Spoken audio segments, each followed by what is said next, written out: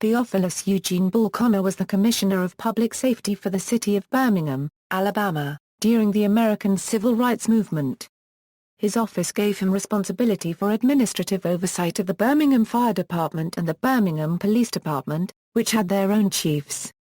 Connor's actions to enforce racial segregation and deny civil rights to black citizens, especially during the Southern Christian Leadership Conference's Birmingham campaign of 1963, made him an international symbol of racism. Connor directed the use of fire hoses and police attack dogs against mobs of demonstrators, that included the children of many protesters.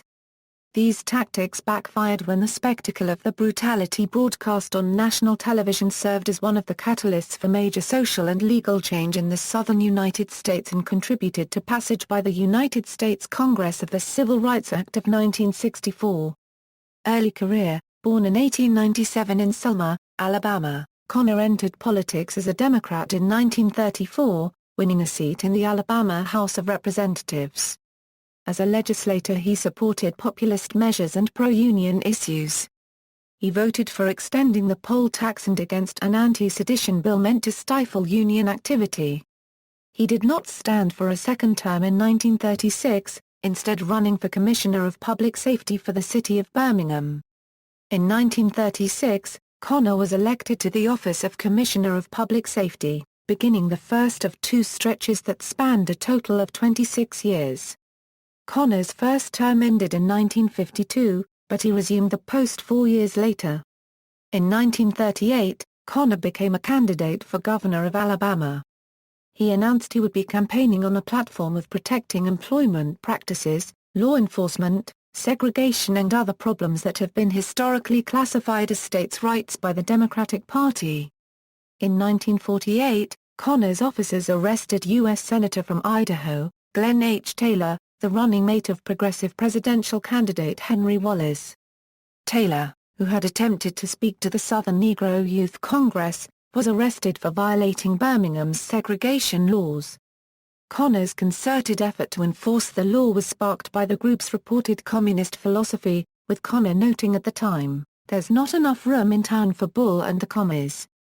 During the 1948 Democratic National Convention, Connor led the Alabama delegation in a walkout when the National Party included a civil rights plank in its platform. The offshoot States' Rights Democratic Party nominated Strom Thurmond for president at its convention in Birmingham's Municipal Auditorium. A second run for governor fell flat in 1954, but Connor remained a focal point of controversy that year by pushing through a new city ordinance in Birmingham that outlawed communism. Civil Rights era: before returning to office in 1956, Connor quickly resumed his heavy-handed approach to dealing with perceived threats. One prominent instance came when a meeting at the Reverend Fred Shuttlesworth's house with 3 Montgomery ministers was raided, with Connor fearing that the Montgomery bus boycott would spread to Birmingham.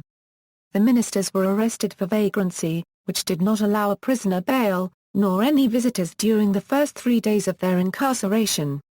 A federal investigation followed, but Connor refused to cooperate. Shuttlesworth had been frequently in danger in the previous 2 years, having seen his church bombed twice. He, his wife and a white minister were also attacked by a mob after attempting to use white restrooms at the local bus station. In 1960, Connor was elected Democratic National Committee man for Alabama, soon after filing a lawsuit against the New York Times for $1.5 million, for what he said was insinuating that he had promoted racial hatred. Later dropping the amount to $400,000, the case dragged on for 6 years until Connor lost a $40,000 judgment on appeal. In November 1962, Birmingham voters changed the city's form of government, with the mayor now working with 9 councilmen instead of 3 county commissioners. The move had been in response to the extremely negative perception of the city among outsiders. The most prominent example of this continuing embarrassment came in 1961 when the president of the city's Chamber of Commerce was visiting Japan, only to see a newspaper photo of a Birmingham bus engulfed in flames. Endorsed by the governor of Alabama, Connor attempted to run for mayor, but lost on April 2, 1963.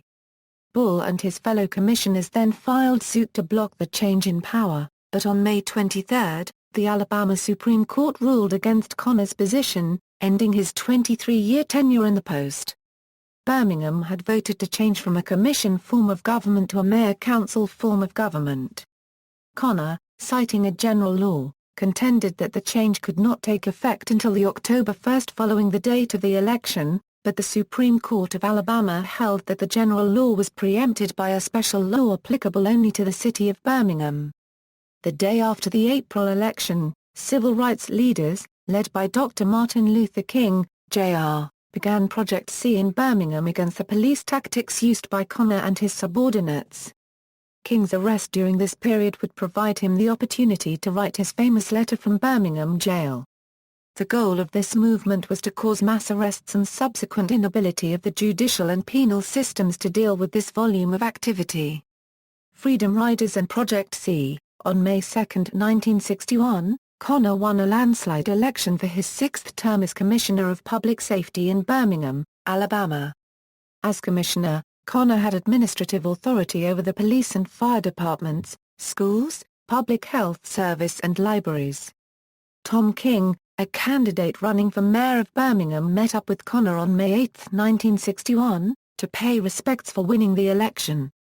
King also called for the meeting because in the past Connor had shown support for the other leading mayoral candidate, Art Hands. In a way, King was trying to get Connor to not publicize his support for Hands because it would be detrimental for King in the race. Connor and King met briefly, and at the end of the meeting Connor brought up how he was expecting the Freedom Riders on the following Sunday, unregistered trademark S Day. Connor stated, OEWEA unregistered trademark LLB ready for them, and King responding, OE I bet you will, Commissioner as he walked out. By that Sunday on unregistered trademark S Day the Freedom Riders arrived in Birmingham. This was after a rough experience in Anniston, Alabama, where one of their buses had been firebombed and burned in an act of violence by members of the Ku Klux Klan. A new Greyhound bus left for Birmingham. KKK members boarded the bus, then beat the riders, leaving them semi-conscious in the back. As they reached a terminal in Birmingham, a large mob of white Klansmen and news reporters were waiting for them. The riders and some reporters were beaten viciously with metal bars, pipes and bats until, after 15 minutes, the police finally arrived. No arrests were made at the scene, even though the police department and Connor knew the riders were going to be there on that Sunday. Connor explicitly knew when the riders were set to arrive because of the exchange with King a week before. He purposely let the Klansmen beat the riders for 15 minutes with no police interference. Connor blamed this incident on many factors like, no policemen were in sight as the buses arrived, because they were visiting their mothers on unregistered trademark SDR. Connor also insisted that the violence came from out-of-town meddlers and that police had rushed to the scene as quickly as possible. He then issued this warning, OE as I have said on numerous occasions, we are not going to stand for this in Birmingham. And if necessary we will fill the jail full and we don't care whose toes we step on. I am saying now to these meddlers from out of our city the best thing for them to do is stay out if they don't want to get slapped in jail. Our people of Birmingham are a peaceful people and we never have any trouble here unless some people come into our city looking for trouble.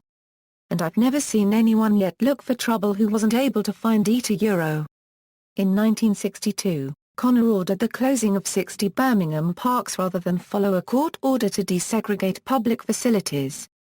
After the failed attempt at the Albany movement, Martin Luther King and the Southern Christian Leadership Conference decided to put their efforts on the most thoroughly segregated city in the United States, Birmingham. It was called Project C. The SCLC wanted to target the business section of Birmingham through economic boycott and demonstrations. Throughout April 1963 Martin Luther King led smaller demonstrations, which resulted in his arrest along with many others. Children's Crusade, in the final phase of Project C, SCLC's Director of Direct Action, James Bevel, introduced a revolutionary and controversial new tactic that used young people in the demonstrations. On May 2, 1963, the first children walked out of the 16th Street Baptist Church and attempted to march to Birmingham City Hall to talk to the mayor. By the end of the day 959 children, ranging from ages 6 to 18, had been arrested. By May 3, massive amounts of young demonstrators were participating, and Connor ordered the use of fire hoses and attack dogs. This didn't unregistered trademark stop the demonstrators, but generated bad publicity for Connor through the news media. The use of fire hoses continued, and by May 7, Connor and the police department had jailed over 3,000 demonstrators. Due to problematic race relations and crippling economic status, the SCLC and the Senior Citizens Committee, who represented a majority of Birmingham businesses, came to an agreement. On May 10, they agreed on the desegregation of lunch counters, restrooms, fitting rooms and drinking fountains, the upgrading and hiring of blacks, cooperation with SCLC legal representatives in releasing all jailed persons, and the establishment of communication between black and whites through the Senior Citizens Committee. Because of the attack on the Freedom Riders, Project C, and Birmingham unregistered trademark's worsening reputation, voters had become dissatisfied with Connor. In November 1962, when the voters of Birmingham decided to switch to a mayor-council form of government, Connor sued to have the election thrown out. On May 11, 1963, Connor was ordered to vacate his office following the Alabama Supreme Court decision in favor of a mayor-council government, ending his 22-year run as the Commissioner of Public Safety. Later career: on June 3, 1964, Connor resumed his place in government when he was elected president of the Alabama Public Service Commission. He suffered a stroke on December 7, 1966, and he used a wheelchair for the rest of his life. He was part of history on February 16, 1968, when he was present at the Haleyville, Alabama, police station for the first ever use of 9-1-1 as an emergency telephone number in the United States. Months later, Connor won another term, but was defeated in 1972. He suffered another stroke on February 26, 1973, which left him unconscious. He died a few weeks later, in March of that year. Survivors included his widow, Vera, a daughter, a son, and a brother, King Edward Connor. Legacy: Spike Lee's documentary For Little Girls includes footage of Connor and interviews with people describing police tactics under his watch. Footage of Connor also appears in the film Our Friend, Martin, in which he is voiced by veteran voice artist Frank Welker. References: PBS's Eyes on the Prize segment, including video of Connor. Connor's Tank returns to Birmingham, A.B. Baggett, James L. Eugene Bull Connor. Encyclopedia of Alabama. Retrieved February 18, 2011. PoliticalGraveyard.com. Eugene Connor, J. Barton Star, Birmingham and the Dixiecrat Convention of 1948, Alabama Historical Quarterly. 1970-32, 1 €2, 23 €50, A.B. Baggett, James. A OE Eugene A OE Bull A Canora Euro. Encyclopedia of Alabama. March 9, 2007. April 7, 2011. http www.encyclopediaofalabama.org Article JSP. It equals H1091, Nunnally, William. Bull Connor. Tuscaloosa and London, The University of Alabama Press, 1991, pages 93. Arsenault, Raymond. Freedom Riders, 1961 and the Struggle for Racial Justice. New York, Oxford University Press, 2006, pages 154. Dye Renfield, Bruce. The Civil Rights Movement. Great Britain, Pearson Education Limited, 2004. Nunnally, William. Bull Connor. Tuscaloosa and London, The University of Alabama Press, 1991, pages 154. ABA Segregation at All Costs, Bull Connor and the Civil Rights Movement YouTube. Web April 8, 2011.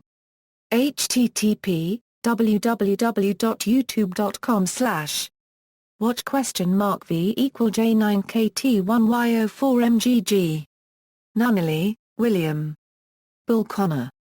Tuscaloosa and London, The University of Alabama Press, 1991, pages 157. Eugene Bull Connor dies at 75 inches, Associated Press, March 11, 1973, Nunnally, William A. Bull Connor. Tuscaloosa, University of Alabama Press. ISBN 0-8173-0495-9, Connor v. State ex rel. Bau 12, 275 Ala 230, 153 So 2D 787. External links, photographs of Connor at the Birmingham Public Library, Bull Connor at the Internet Movie Database.